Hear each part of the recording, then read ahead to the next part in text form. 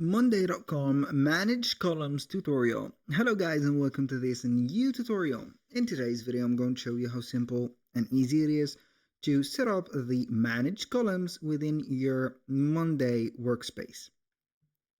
So what is Manage Columns? So what is the purpose of having them?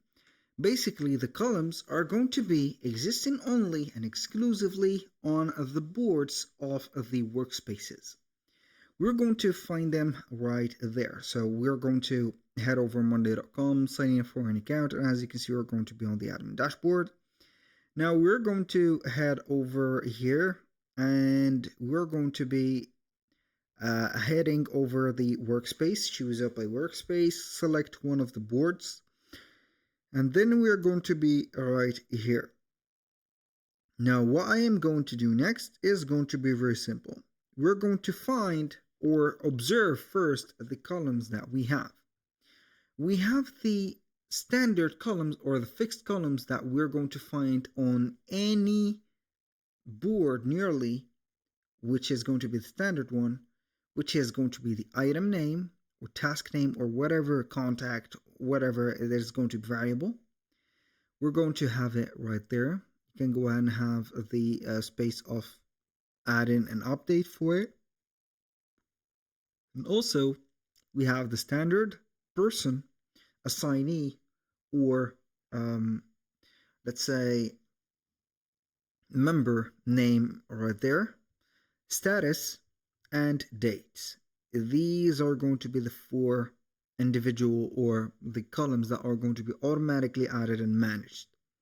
Now for other columns such as timeline, time tracking, type of task, color, whatever you're going to find in this video, are going to be added columns.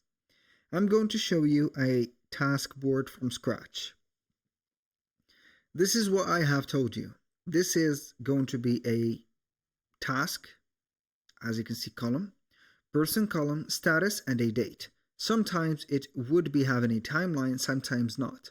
And depending on the type of the board that you have, it is going to add a specific column that is going to be labeled specifically for that board or curated board that you have selected from the template, or it is going to be not having these.